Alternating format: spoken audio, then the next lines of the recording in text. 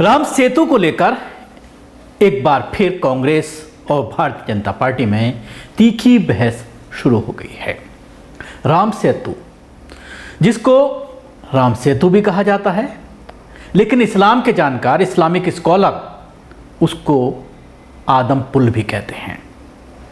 इस्लामी scholars के मुताबिक ये हज़रत आदम अलैहिस्सलाम के ज़रिए बनाया गया पुल है जो श्रीलंका और भारत को जोड़ता है, जबकि हिंदुत्व के मुताबिक ये राम सेतु है और श्री राम ने इस पुल को करीब 18,000 साल पहले बनाया था। इस तरह की मान्यता हिंदू धर्म में है और इसको लेकर के कई बार विवाद सामने आता है।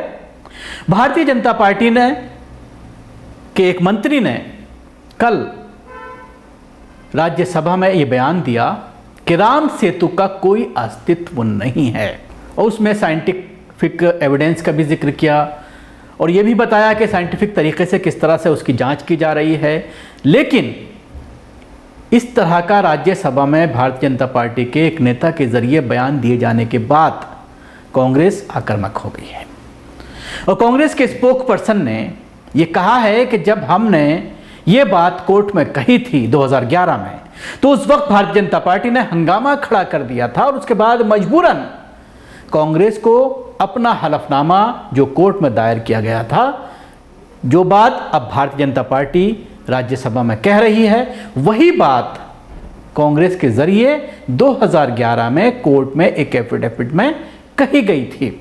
लेकिन जब काफ़ी हंगामा हुआ, भारतीय जनता पार्टी आक्रामक हुई और जिस तरह का अंदाज है भारतीय जनता पार्टी का और उसके साथ ही उसकी जो भोंपू मीडिया है वो उसके काम पर लग जाती है, तो उसके बाद कांग्रेस दबाव में आई और अपना हलफनामा वापस ले लिया था। वही बात दोबारा से दोहराई गई सदन में। क्या है पूरा मामला मैं आपको बताऊंगा। उससे पहले मैं आपसे कहना चाहूँगा कि अगर आपने अभी तक अपना चैनल सब्सक्राइब नहीं किया है तो ज़रूर कर लें। उसके साथ ही अगर आप ये वीडियो फेसबुक पर देख रहे हैं तो फॉलो करें और लाइक भी करें। राम सेतु को लेकर फिर से बहस शुरू हो गई है। शुक्रवार को यह मुद्दा संसद में भी उठा। इस पर केंद्र सरकार ने कहा कि राम सेतु के वजूद के स्पष्ट सबूत तो अभी तक नहीं मिले हैं, लेकिन सरकार लगातार ऐसे पुराने धरोहरों की जांच कर रही है। वैसे सरकार के इस बयान को कांग्रेस ने मुद्दा बना लिया है, क्योंकि यूपीए सरकार के दौरान बीजेपी ने राम सेतु को लेकर उस पर जमकर निशाना साधा था। दरअसल हरियाणा से निर्दलीय सांसद कार्तिकेय शर्मा ने राज्यसभा में इस मुद्दे को उठाया था। उन्होंने पूछा कि क्या भारत सरकार हमारे इतिहास को लेकर कोई साइंटिफिक रिसर्च कर रही है, क्योंकि पिछली सरकार ने इस मुद्दे को दरकिनार कर दिया था।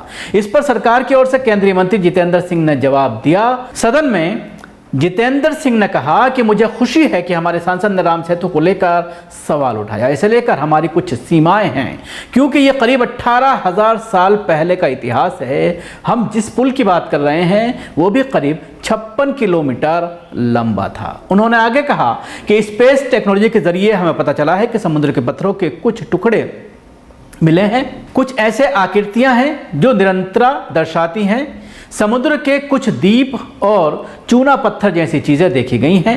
अगर सीधे शब्दों में कहा जाए तो ये कहना मुश्किल है कि वहाँ राम सेतु का असली रूप मौजूद है, लेकिन कुछ संकेत सुझाव देते हैं कि वहाँ पर राम सेतु की संरचना मौजूद हो सकती है।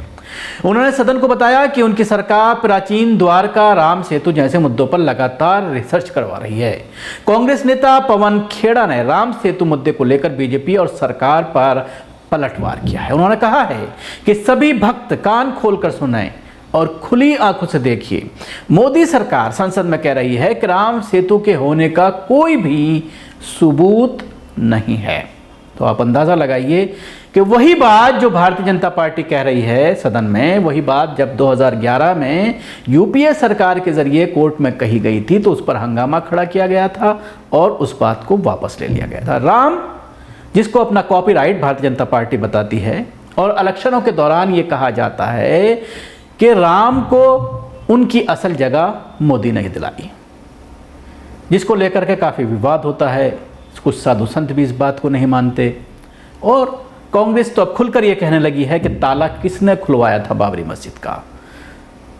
और दोनों ही अब ये श्रेय लेने की कोशिश कर रहे हैं कि राम मंदिर के लिए मेहनत किसकी है, किसने मस्जिद को गिराया, किसने ताला खुलवाया, किसने पूजा शुरू कराई। इस चीज़ को लेकर भारतीय जनता पार्टी और कांग्रेस में लगातार तीखी बहस होती रहती है। और अब जिस तरह से हर पार्टी अपने आप को बड़ा हिंदू बताना चाहती है, हिंदुओं का हितैषी बताना चाहती है, उनका हमदर्द बताना चाहती है, तो जाहिर सी बात है ऐसे में इस तरह की चीज़ों को लेकर कांग्रेस भी अब काफ़ी आगे निकल रही है। और इलेक्शन के दौरान कांग्रेस के कई नेता गुजरात के इलेक्शन के दौरान भी ये बात कहते हुए नजर आए कि बाबरी मस्जिद का ताला हमने खुलवाया, कांग्रेस ने खुलवाया, बाबरी मस्जिद में पूजा की इजाज़त हमारे टाइम में दी गई और ताला भी हमारे ज़रिए ही लगवाया गया बाबरी मस्जिद पर, तो उसका श्रेय भी कहीं ना कहीं कांग्रेस लेना चाहती है। लेकिन इस पुल को लेकर के जिस तरह का बयान दिया गया है, इसमें तीन चीज़ें सामने आती हैं। एक तो साइंटिफिक एविडेंस की अगर हम बात करते हैं, जो नासा की तस्वीर की बात कही जा रही है, उसके मुताबिक ये बात सामने आती है कि समंदर में उथल पथल होने की वजह से वहाँ पर जो चीज़ें नज़र आती हैं पुल की तरह लगती हैं कि वो पुल है, तो उसका कोई अस्तित्व नहीं है, वो पुल नहीं है, बल्कि समंदर में जो तूफ़ान आते हैं या भूकंप आते हैं, जो प्लेटें हिलती हैं, उनकी वजह से वहाँ पर ऐसी स्थिति पैदा हो गई है, जो ऊपर से देखने से ऐसा लगता है कि ये बहुत लंबा 54 किलोमीटर लंबा एक पुल है। जबकि मुस्लिम जानकार ये कहते हैं, इस्लाम के जानकार बुद्धिजीवी ये कहते हैं कि हज़रत आदम अलैहिस्सलाम को जो दुनिया पे उतारा गया था तो वो श्रीलंका है, और श्रीलंका से भारत आने के लिए हज़रत आदम अलैहिस्सलाम ने जो पहले इंसान हैं बाबा आदम, उन्होंने इस पुल का निर्माण किया था। जबकि हिंदू मैथोलॉजी के हिसाब से उसको राम सेतु कहा जाता है। शुक्रिया। आपको हमारी कोशिश कैसी लगी ज़रूर बताएं। हमारे YouTube चैनल को सब्सक्राइब करना ना भूलें, इसके साथ ही बेल आइकन जरूर दबाएं। अगर आप ये वीडियो फेसबुक पर देख रहे हैं तो पेज को लाइक करें, उसके साथ ही फॉलो भी करें।